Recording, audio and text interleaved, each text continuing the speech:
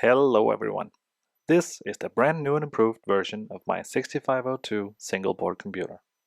In this video, I will take you on a tour of the hardware side of things and what exactly it takes to build a home computer like it's the late 1970s. And also a little bit about the parts which I've chosen to skip ahead a few years. Some of the details I might skip over rather quickly if I can point you to a better place to learn about the individual parts and instead go into more detail where this computer is unique. A lot of things have changed on the hardware side since the first version of the board, but if you've seen the short presentation I did on that one, it's not going to hurt, but a bunch of the hardware has changed since that version. First, I'll introduce the main ICs, the 6502 itself and the memory map, then the 6522 VIA and I/O register, the ROM and the RAM, and then move on to SPI, I2C, and the PS2 interface. To not leave anything out, I will also give a quick presentation of the reset and buffering circuit and a little bit about the available clocks and how they're generated. One of the bigger and relatively unique parts of this single board computer is the video output circuit, which I will spend some extra time explaining.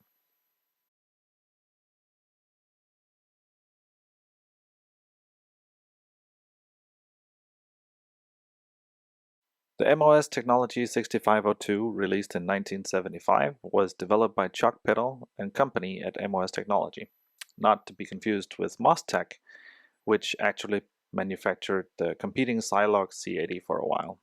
The magic of the 6502 was that it was cheap compared to the competition and let small companies like Apple and computer homebrewers play with relatively powerful technology without breaking the bank.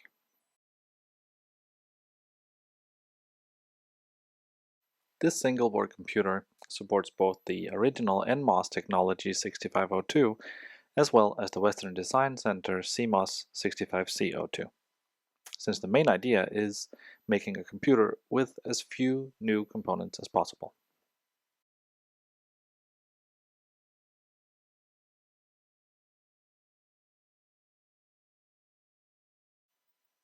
The 6502 uses a von Neumann architecture, meaning that it has a shared data bus and address space between memory, program storage, and I/O. This is opposed to a Harvard architecture, which has separate instructions for accessing program storage and RAM. This means that anything that is accessed by the CPU has its own specific address, and the CPU doesn't really care if it's in ROM, RAM, I/O, or just floating empty address space. If you've ever seen a 6502 memory map before, this might seem familiar to you. If you've seen Ben Eater's 6502 series, it certainly will, but it might be a lot older than you think. Ben Eater based his schematic on the one Garth Wilson uses in his 6502 primer, and Garth says he's used this basic layout at least since the early 1990s. We have to go back in time a lot further to find the actual origins though, as the first example I found is literally in the programming manual from January 1976 on page 146. I can imagine you could have done the same thing with the Motorola 6800, but I couldn't find anything like that, so I will assume Chuck Peddle gets the credit.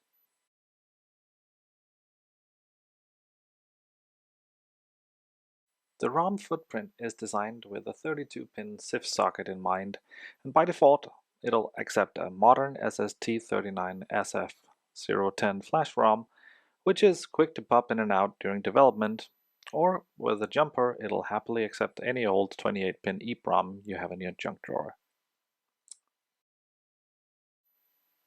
The Winbond W27C512 is a favorite of mine because you can usually get them used for less than $1 from the typical Asian outlets, most likely because they've been pulled from circuits that went out of production around the same time the Matrix came out.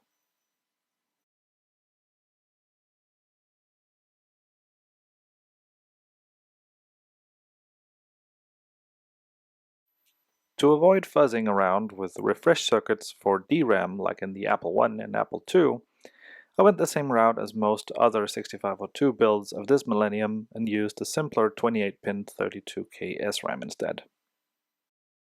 Even though it's relatively slow, the Hitachi HM62256 is more than fast enough to be accessed at 2 MHz, even if we're accessing it twice per cycle. And the used models are even cheaper than the WinBond ROMs. Of course, neither the RAM or the ROM would have been around in the late 70s in this form, and the RAM would have been aggressively priced. But what matters to me here is that we're building something with the same principles as the late 70s without demanding museum pieces. It doesn't cost a fortune, and we're saving chips from landfills and actually creating something relatively useful from them.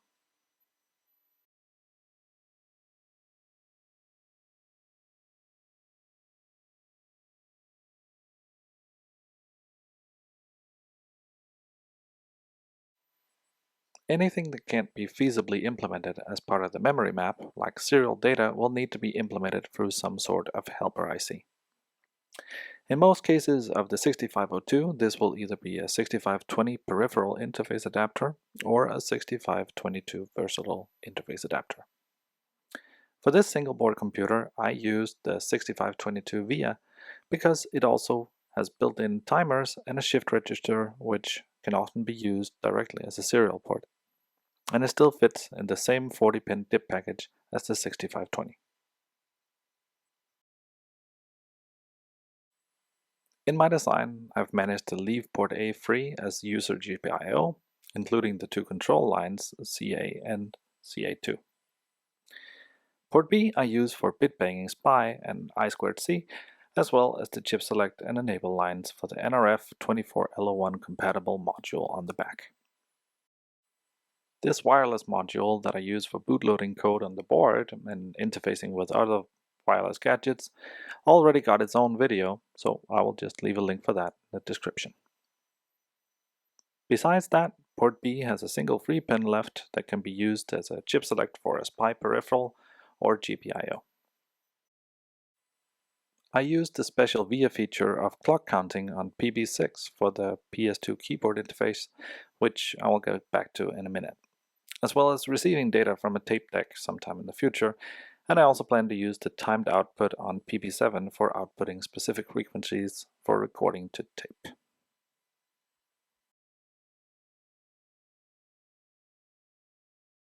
For the PS2 keyboard, I started out using a PS2 to parallel data version. I believe Ben Eder uses a variation of the one made by Dieter Müller, listed long ago on 6502.org, but I got too greedy with the pins to use a whole port and a control line along with 3 separate ICs just to get a 2-pin serial signal converted to a scan code. Instead, I put in some extra time to try and do it the right way, and ended up with a 3-pin solution.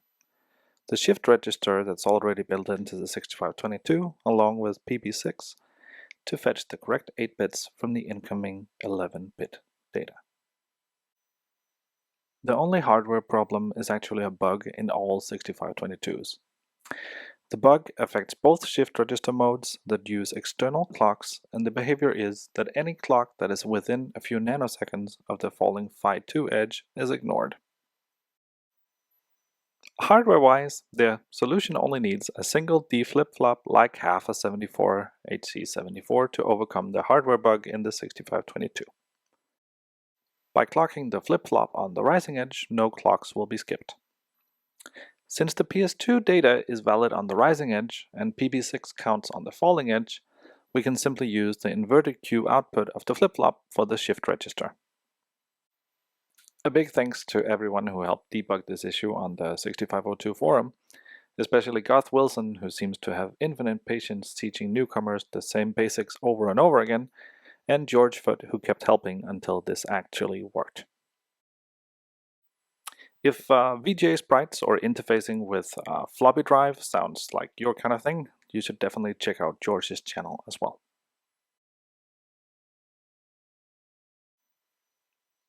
Besides the 6522, I also have a 74HC273 8-bit register set up as an output only for control signals. Since I didn't have enough gates left over to clock only on writes, this will write on a read too. In the previous version, I used this for debugging, but with this version I use the first bit as a software enable line for the graphics, and the next 2 bits for banking the character ROM. I will get to that part soon. The remaining 5 output pins are available for user signals as long as you keep track of the video enable and the banking signals in software. All 8 pins have LEDs connected as well, so the port is still very useful for debugging. To make sure everything starts out in working order, the output register's reset line is connected to the 6502 reset line, which also resets the 6522. The reset and buffering circuit relies on a Schmidt trigger inverter where 2 of the gates are used to time the reset pulse. The basic concept I borrowed from Garth Wilson's 6502 pages, but simplified the circuit a bit by removing a diode that's already included with the inverter and a pair of resistors. It works no matter how long or short you press the reset button, as the reset pulse that reaches the 6502 will always depend on the RC pair between the inverters and will always be a nice and clean 150 millisecond pulse. The 4 remaining gates of the inverter IC are used to invert the 6502 clock signals, Phi1 and Phi2, twice, essentially just buffering them. I included this buffering because I previously had issues with the timing of the RAM write pulse and the VGA circuit, so better safe than sorry. But it turns out the timing works fine for both the NMOS and the CMOS 6502 if I just use the input clock Phi0 and its inverted companion instead of Phi1 and Phi2. This means that most of these inverters will be freed up in the next revision, but maybe still with some jumper options for using external clocks. Currently, if you don't have a 74HC14 IC around when you're building this, I also left in the option of jumpering both the buffers and the reset circuit.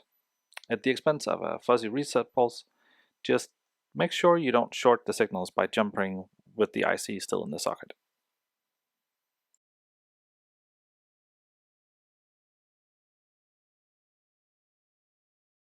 There is a tremendous amount of ways to get a 6502 running, almost down to pushing a button for clocking the 65C02, or hanging an RC oscillator off the clock pins, or using a 555 timer for the NMOS 6502. Since I use 16 MHz for the video pixel clock, I use a 16 MHz crystal in an inverter oscillator configuration and divide that down with a 4-bit counter to generate the other clocks used. All of those are broken up to be used in user circuits. For instance, I used the 8 MHz clock to drive the WS2812 RGB LEDs. You can check out the video I did on that in the description. The main inspiration for the VGA circuit goes all the way back to Don Lancaster's cheap video cookbook from 1978, with a bit of inspiration from modern circuits. The main idea is pretty simple. You reserve a bit of space in RAM that you use as a frame buffer, and then you count through all the bytes in that part of RAM and send that to a character generator, and finally you serialize the pixels with a parallel in serial out shift register. Besides the pixel data, VGA also needs a horizontal and a vertical sync signal to let the screen know when a new line or a new frame starts.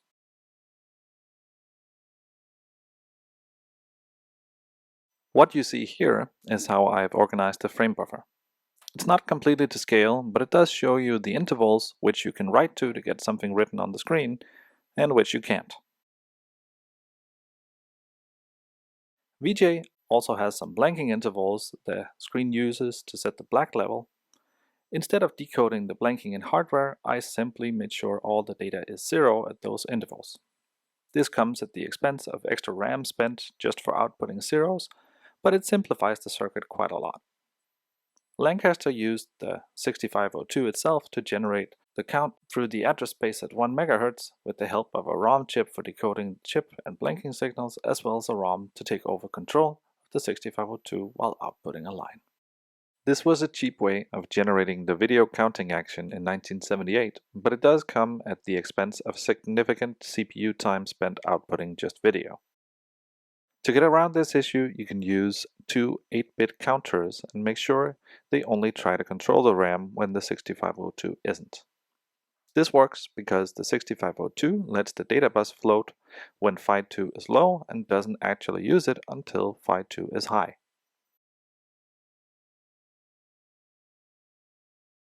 The 65CO2 can also float the address bus when Phi2 is low, but unfortunately that isn't the case with this original 6502.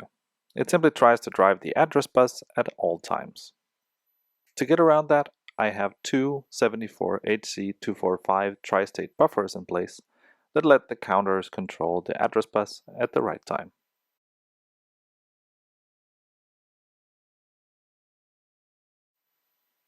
The counters then loop through the RAM set aside for the video memory, 64 bytes per line, which each contain 8 bitmap character lines and 32 rows total. RAM should then contain a valid ASCII character. This is output on the data bus, which the character ROM listens to, and then output the correct bitmap line for each of the 8 character lines. Another way to look at this is 6 bits to select the column, and 3 bits to count the current character line, and then another 5 bits to select the current row. You might have noticed that I chose to skip the C6 signal completely, which means we count both the character lines and the rows at half speed. This of course means that characters are stretched a bit and we're not using the full resolution. Ignoring the blanking interval, the total resolution could have been 32,768 pixels, also known as 512 by 512. However, since we stretch each character to 2:1 format, the resolution is halved to 16K. But we also only need 2K of RAM for our frame buffer instead of 4. I mostly did this simply because it looks better not to confine a character to a square of 8x8 pixels. Each bitmap character line is then grabbed by the VGA serializer, which is just my fancy name for a parallel in serial out shift register that loads a new line very fast when Phi0 goes high, once per line, and then spits out the whole shift register at 16 MHz, just in time to receive a new line of bits at 2 MHz. Finally, this is simply sent through a 300 ohm resistor to the green VGA channel. Why green, you ask? First, because it fits magically with the feeling of an early phosphor CRT. Second, because it's actually easier to see. And third, because green on black is just the homebrew computer way. To make sure that no output is ever sent during the blanking period, which could be harmful to old CRT screens, the video enable line is disabled during startup because the control logic is reset to 0 until RAM has been initialized to 0 and the video enable has been activated in software. Of course, there is still a risk that a crash might write data to the blanking intervals, so I'm not still 100% confident that connecting a real CRT is a good idea, so I might implement blanking in hardware sometime in the future. One of the things I struggled a lot with was the sync decoding. Looking how other people got around the issue, I quickly realized that Benito's approach of using two 8-bit NANDs for each sync along with several gates would be the worst video card ever. But I got a bit inspired by how YouTuber Konstantin Lanzet decoded counting lines for the VSync and HSync signals. But I still wasn't content throwing several extra buffers and at least 6 logic gates at the problem. Instead, this is what I got away with in the end, a single 74HC109 dual J0K IC along with 3 extra gates. This way, we don't need buffers for the decoding because the 109 only listens on the rising edge of Phi0, and we don't need more gates because the 109 only responds to the correct low-low and high-high conditions on the J and not K inputs. Perfect.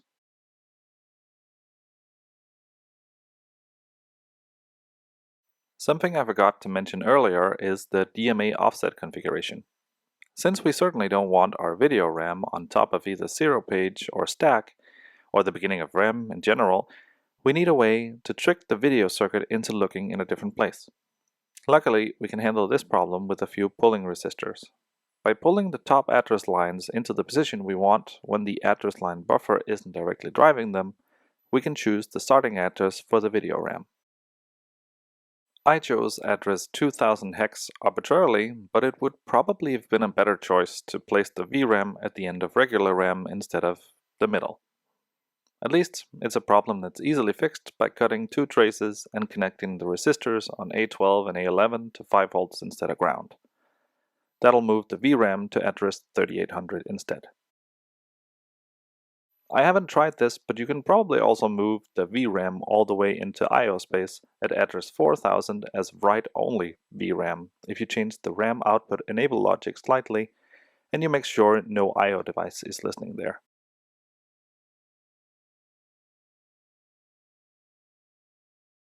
And that's about it. You now know all the components needed to build a 6502 single-board computer that's complete with CPU, RAM, ROM, interface options, keyboard input, and VGA screen output.